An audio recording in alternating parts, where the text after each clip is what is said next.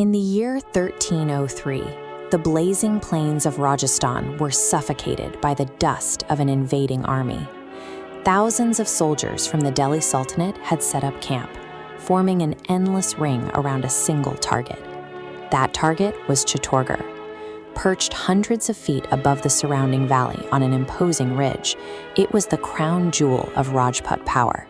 For generations, its massive stone walls and immense scale made it a nightmare for any opposing general to breach. The general waiting at the gates was Alauddin Khalji. Up to this point in his reign, Khalji had expanded his empire through a calculated hunger for land and treasury wealth. Yet, according to the legend, the thousands of men he marched to these walls were not there for a strategic conquest. They were there because Khalji was consumed by a singular obsession to capture the king of Mewar's wife, Queen Padmavati. The origins of this conflict read straight out of folklore. The tale involves a hyper-intelligent talking parrot named Hiraman who sings the praises of a Sri Lankan princess. It features a Rajput king trekking thousands of miles disguised as a wandering yogi to win her hand, and an exiled sorcerer who travels to Delhi just to whisper descriptions of the new queen's unparalleled beauty into the sultan's ear. That whispered description, according to cultural memory, is the spark. A brutal, grinding military campaign that would cost thousands of lives was supposedly initiated entirely by one man's dark romantic infatuation. The narrative peaks with a high-stakes standoff. Khalji, unable to breach the fort, offers a compromise. He will withdraw his army if he can merely look upon Padmavati. The Rajputs agree to let him see only her reflection in a mirror. But the moment the Sultan leaves the palace, the courtesy evaporates. His men ambush King Ratan Singh, dragging him back to the Sultanate camp as a hostage. What follows is a daring rescue. Two Rajput commanders, Gora and Badal, trick Khalji by sending hundreds of covered palanquins into the enemy camp. The Sultan believes they carry the queen and her handmaidens. Instead, heavily armed Rajput warriors burst from the curtains, slashing their way through the guards and freeing their king. Humiliated and enraged, Khalji unleashes the full catastrophic weight of his army against the stone gateways. Knowing defeat is certain, the defenders make a grim choice. The men don saffron robes and ride out to die in a final suicidal charge known as Saka. Inside the walls, Padmavati and thousands of women walk into immense sacrificial fires, the Jauhar, ensuring Khalji captures nothing but ash. Millions of people know this exact sequence of events by heart. It has inspired massive blockbuster films, epic novels, and endless debates. For a huge portion of the public, the betrayal, the rescue, and the sacrifice are unquestioned, absolute facts. There is a problem, however. When you search the historical records from the 14th century, you find zero evidence that Queen Padmavati actually existed. To verify a historical event, historians require primary sources, documents, inscriptions, or accounts written by people who were actually alive and present when the event took place. For the siege of Chittorgarh, we actually have a highly credible eyewitness. Amir Khusro was the premier poet of the Delhi Sultanate, and he physically traveled with Alauddin Khalji's army in 1303. Khusro kept detailed records of the campaign. He documented the harsh terrain, the intense fighting, and the eventual fall of the fort.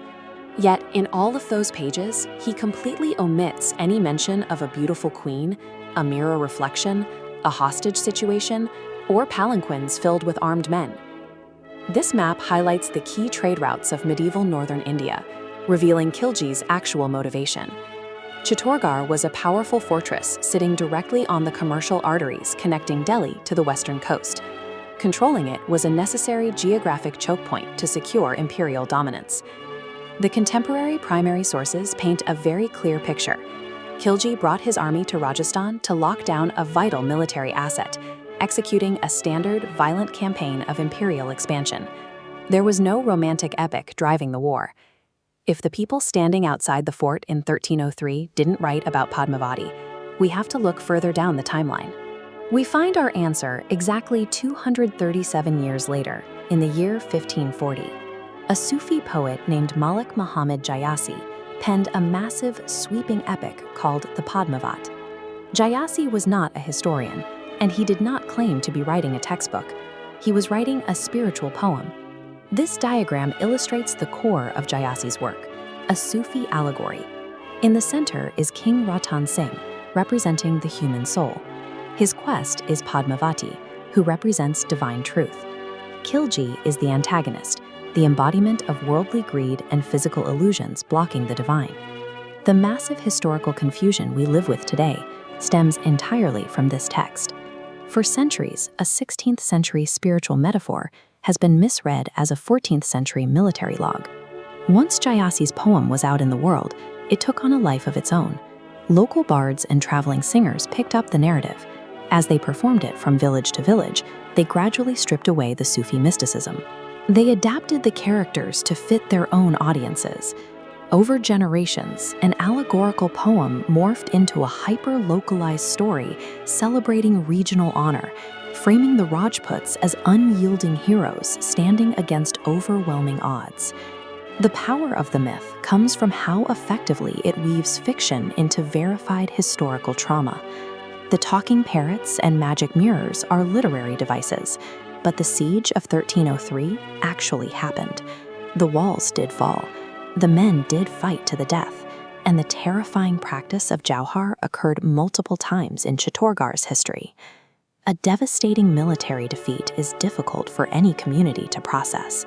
The myth of Padmavati provided a framework for the survivors. By centering the tragedy on a queen who chose the fire over submission, the culture was able to transform a crushing loss into a story of ultimate, unbroken dignity. Today, this creates an intense friction.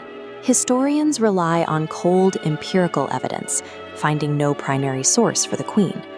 But millions of people rely on the cultural identity forged by her story, treating the poem's narrative as sacred heritage. Whether Queen Padmavati was a living person or a poet's invention, her impact is entirely real. Her legacy reveals how humans process tragedy. When faced with the darkest moments of survival, the legends we construct can echo through time, carrying just as much weight as the facts themselves.